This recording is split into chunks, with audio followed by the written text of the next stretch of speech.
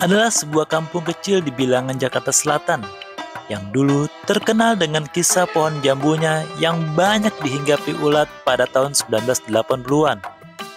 Ya, Tanjung Barat, di mana penduduk asli kampung ini adalah suku Betawi.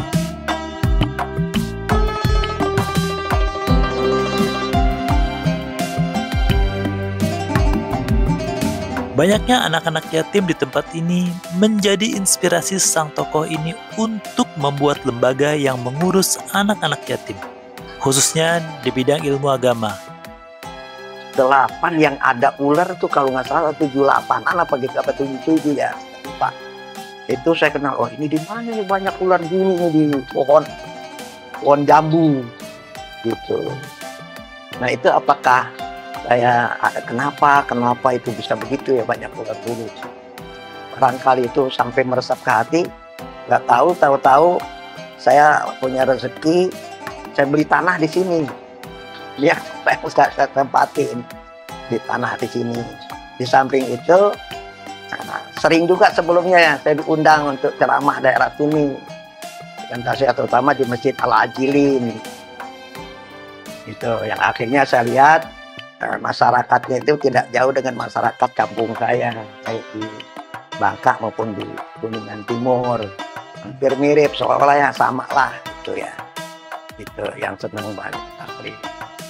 Itulah akhirnya mendorong saya untuk tetap mau tinggal di sini di Tanjung Barat. Jadi masalah Tanjung Barat itu ulet bulu itu tahun 1984. Ya pada awalnya uletnya itu sedikit karena di Punjabu itu kan banyak semua yang namanya Punjabu, belum ada kontrakan semuanya Punjabu. Iya sampai berapa bulan, sampai selama 6 bulan kalau nggak salah itu dikerubutin ulet bulu di pohon jambu, termasuk masuk ke rumah-rumah itu, ke rumah-rumah masyarakat. Itu memang itu kejadian alam aja yang Allah turunkan. Ada orang yang mengajak saya membangun satu sekolah. Di sini ada madrasah sampai sekarang berjalan, namanya Madrasah Madarijus Thalibin. Nah, setelah berjalan beberapa tahun, ada TK, ada MI, Madrasah Ibtidaiyah dan Sanawiyah, kemudian diteruskan manajemennya itu dengan putra-putra yang mengajak saya itu ya. Nah, setelah kira-kira tahun 93-an, saya bangun pesantren sendiri, dibantu dengan masyarakat setempat di sini, didukung oleh masyarakat yang lewat Majelis Taklim yang saya mengajar sekitar sini, seperti di Majelis Taklim At-Taqwa, Majelis Taklim Al-Ajilin, waktu itu Masjid Taklim At-Taibin yang sekarang menjadi masjid bernama Al-Munawwaroh, Masjid Asy-Syuhada, Musholah Nurul Hidayah. Itu tempat-tempat ngaji yang akhirnya kumpul-kumpul Majelis Taklim sekian banyak mendukung saya untuk mendirikan pesantren. Kira-kira tahun 93 saya mendirikan pesantren yang bernama Al-I'tisam. Karena persatuan inilah akhirnya saya namakan Al-I'tisam, artinya persatuan di antara nama arti daripada Al-I'tisam.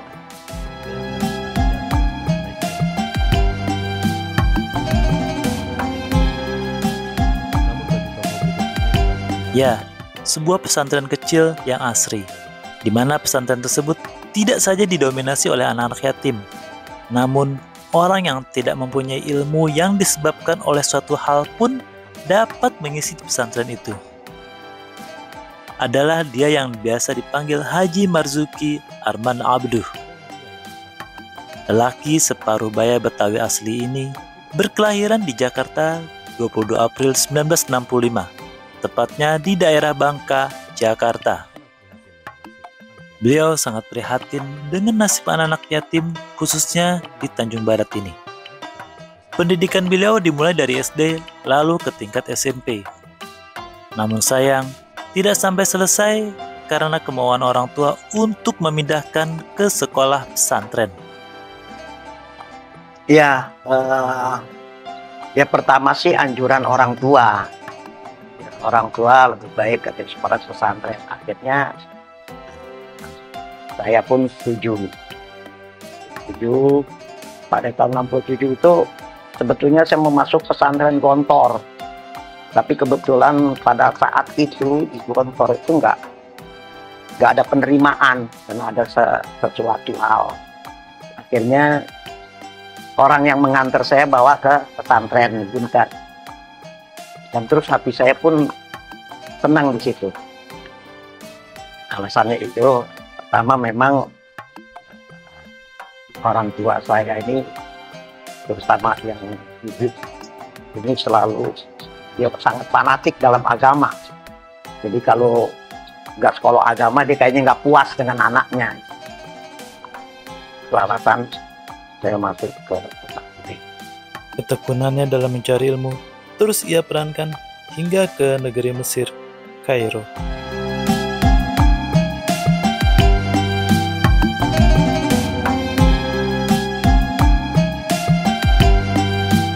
Rasa kecintaan beliau terhadap ilmu agama pun semakin menjadi, hingga beliau merasa harus untuk terus belajar dengan beberapa guru di luaran sana. Oh iya, saya belajar terutama guru-guru agama. Saya terutama kalau di sini di Jakarta, Syekh Abdul Hamid, Abdul Halim Ad-Dari. Saya banyak belajar hadis dengan beliau, sehingga hampir kitab yang 6 itu Kutubus Sittah itu saya belajar dengan beliau. Sunan Abi Daud, Sunan An-Nasai, Sunan Tirmidzi, Sunan Ibnu Majah, dan Sahih Bukhari, Sahih Muslim. Itu belajar dengan beliau karena memang beliau sangat alim ya di bidang itu. Itu guru-guru saya. Ada guru umum saya yang sampai sekarang masih hidup, itu sangat saya cinta. Itu namanya Pak Burhani, itu daerah Bangka itu. Dialah yang membuat saya itu bangkit belajar dari SD itu sampai belajar ke luar negeri.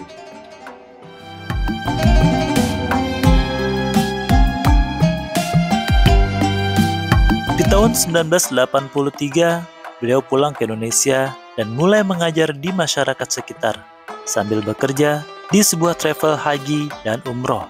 Oh, mengajar, waktu saya mengajar itu setelah pulang dari Mesir ya, tahun 83-an, 84. Itu di daerah Kuningan.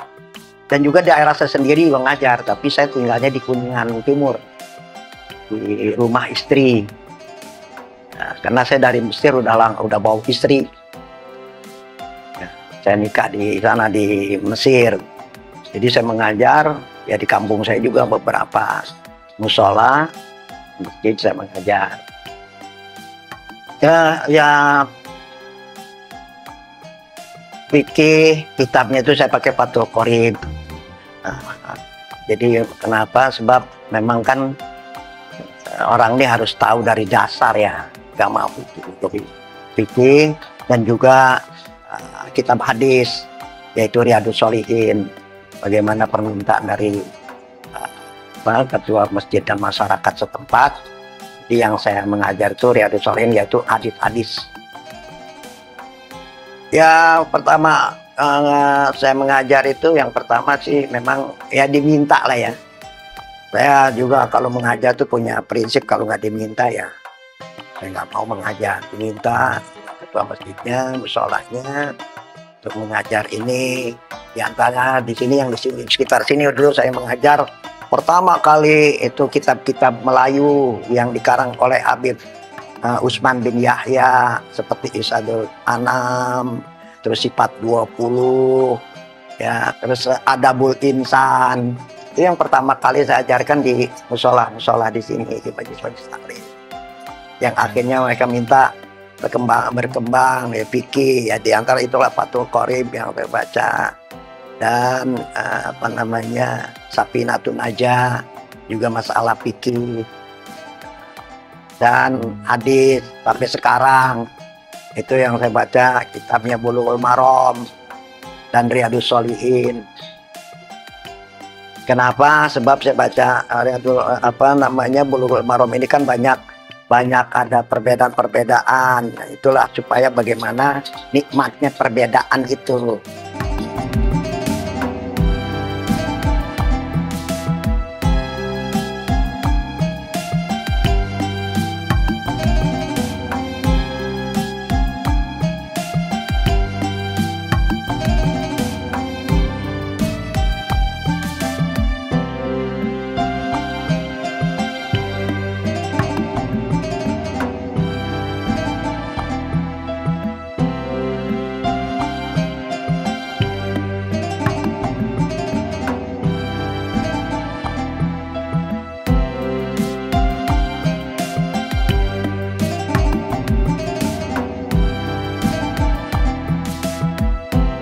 Alhamdulillah memang banyak guru-guru yang di kampung, termasuk almarhum Kiai Haji Ishak, Kiai Haji Mugni,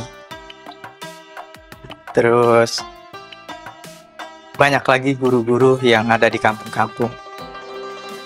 Namun alhamdulillah pada waktu itu setelah mereka meninggal, Kiai Haji Marzuki itu datang bagaikan lampu penerang di kampung kami, yaitu Tanjung Barat. Menurut kami adalah alhamdulillah lampu itu datang bukan sekedar lampu, sehingga menurut kami adalah beliau banyak punya pengalaman belajar di Indonesia maupun di luar negeri, sehingga kami merasa girang, sehingga terasa sekali bagi kehidupan di masyarakat Tanjung Barat. Pak Haji Marzuki datang itu, nah itulah diadakan kuliah subuh setiap musola, setiap masjid, itu jadi lebih bersatu lagi. Gabungan, iya, jadi dari antara masjid, musola, masyarakatnya karena bersatu itu sekarang sampai diadakan kuliah subuh. Sampai sekarang masih tetap jalan. Nah, kalau Haji Marzuki ini ya kita anggap satu bagian ceramah dan dia sebagai tokoh juga untuk panutan masyarakat yang ada di lingkungan Tanjung Barat. Oh, sampai detik ini ya anak sini banyak juga yang masuk pesantren dan untuk masuk pesantren itu dari orang yang sederhana sampai orang itu banyak yang masuk ke pesantren, dan bahkan kita juga sangat mendukung untuk adanya pesantren tersebut. Saya secara pribadi atau secara keluarga saya bersyukur untuk adanya Haji Marzuki berada di lingkungan Tanjung Barat atau berada di Tanjung Barat sini, Tanjung Barat Lenteng Agung. Jadi akhlakul karimahnya kelihatan buat masyarakat yang kurang kurang mampu untuk adaptasi untuk ke agama.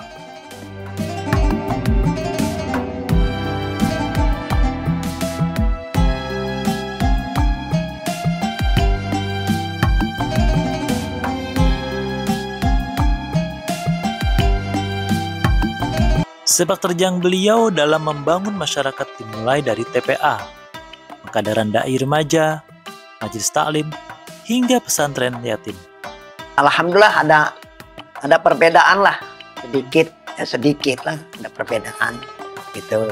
Pertama, Majelis Taklim semakin banyak karena saya punya sifat, saya bilang silakan bikin majelis taklim di rumahnya pun di musola yang tingkat anak-anak, yang tingkat ibu-ibu, silakan bikin, jangan pakai yang ringan. Saya makin banyak melihat majelis taklim, saya makin senang. Saya nggak ada merasa disaingin, bahkan sekalipun majelis taklim saya sendiri habis misalnya, yang penting lain berkembang, saya senang karena kan dakwah semua hak kita ya, kewajiban kita semuanya untuk mempertahankan agama, karena mempertahankan agama lewat majelis taklim inilah yang paling efektif ya. Karena seorang muslim kan harus berpengetahuan apa yang mesti diketahui di dalam agama. Cita-cita saya sih nggak banyak sih. Yang penting bisa beribadat dengan baik, dengan bermasyarakat, masyarakat pun beribadah dengan baik. Ya kalau mati masuk surga, itu aja cita-cita saya. Pesantren yatim yang ditawarkan ke masyarakat adalah pesantren yang memadukan ilmu dunia dan ilmu akhirat, hingga para santri bisa terjun ke masyarakat tanpa harus meninggalkan amalan-amalan akhirat. Ini yang kita ajarkan, kita terjemahkan itu hadis dalam pendidikan di pesantren. Jadi ada pelajaran agama, ada pelajaran umum. Gitu. Jadi istilahnya itu pendidikannya terpadu. Sama-sama 100%.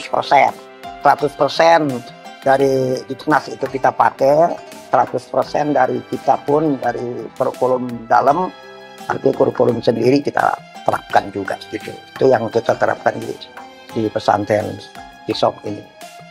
Beliau di sini biasanya kalau datang ke pesantren ini, beliau itu mengontrol santri, mengontrol kegiatan santri, dan beliau juga di sini memberikan suatu materi atau pelajaran pengajian itu mengenai kitab-kitab kuning, misalnya Jurumiyah, Nahwu Shorof, dan lain sebagainya yang mengenai pelajaran pesantren.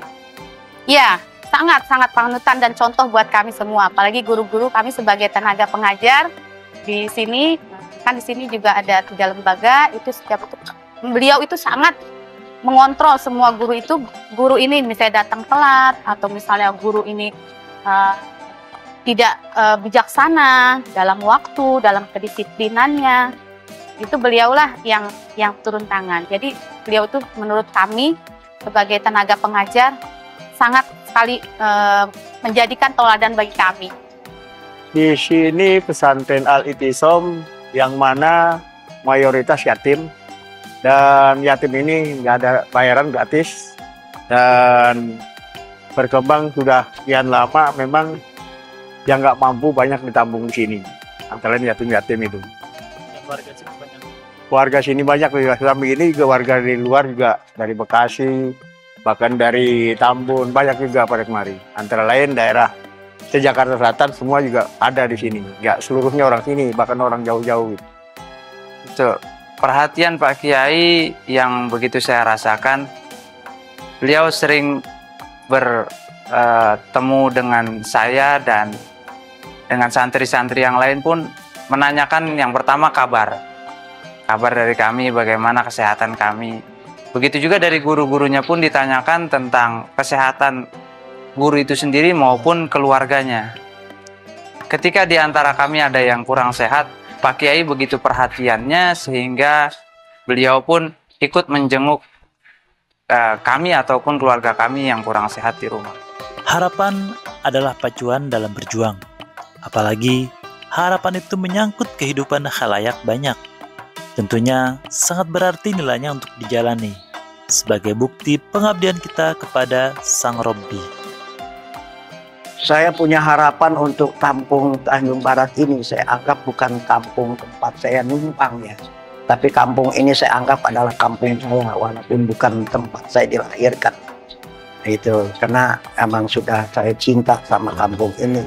Saya inginkan kampung ini yang pertama ya dari sikap dari ekonominya, sosialnya, masyarakatnya ini, dakwahnya, terus tentang pendidikan agamanya, pengajian-pengajiannya. Saya ingin itu sangat-sangat kalau perlu bisa jadi contoh untuk kampung lain, kepengen jadi gitu. Sehingga itulah saya dirikan pesantren sebagai tempat pembinaan masyarakat di sini, khususnya umumnya apapun yang ingin ikut dibina dan dididik. Menjadi dai yang mempunyai rasa tanggung jawab yang besar kepada masyarakat memang berat. Namun, semua itu bisa diatasi oleh beliau dengan berzikir, berdiskusi dengan teman, masyarakat, keluarga, dan umat tercintanya. Ya lelah sih memang, luar biasa ya. Karena kan dari pagi kadang-kadang, apalagi saya ini punya tugas nggak ada jamnya gitu ya, kapan aja. Dan masyarakat kadang-kadang ngundang, ya yang penting biar lo sibuk asal datang kan gitu ya. Nah itu kalau saya rumah ya Ivan semangat ya, sama istri, anak-anak, kemudian ya kawan-kawan juga. Nah mendorong saya semangat. Dan kalau ada kendala-kendala yang sedikit berat, ya selain saya minta pandangan-pandangan dengan kawan-kawan, ya curhatlah sama Allah. Itu aja ya, lewat zikir, lewat apa. Kadang-kadang ya saya ajak kawan-kawan untuk berzikir.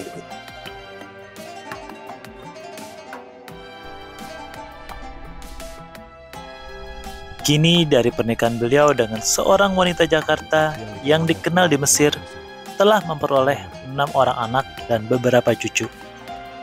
Iya, pada waktu saya masih di Kairo itu udah kira-kira tahun 78 kalau nggak salah itu ada seorang rombongan lah yang belajar ke Kairo dari Jakarta ini. Nah di antaranya tuh ada seorang wanita tuh yang sekarang jadi istri saya tuh. Itu ya, dia belajar juga di sana, masuk ke kalau nggak salah 78 lah masuknya ke Kairo. Akhirnya tahun 80 saya menikah dengan dia.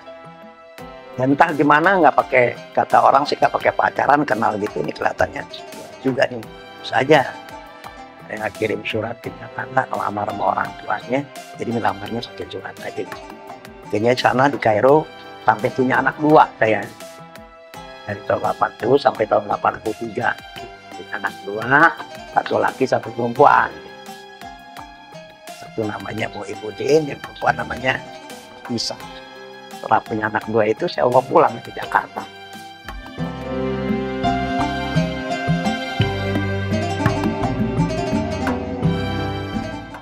Beliau adalah seorang yang sangat boleh katakan kebapak-bapakan ada, sebagai pemimpin rumah tangga juga oke, sama anak-anak perhatiannya penuh, sama istri pun juga tidak temperamen sama sekali, penuh perhatiannya terhadap anak-anak dan keluarga beliau juga sangat diperhatikan, termasuk keluarga dari keluarga saya juga penuh perhatian. Semoga Allah Subhanahu wa Ta'ala merahmati kita dan beliau beserta keluarga besarnya. Saya Bahri melaporkan untuk Anda.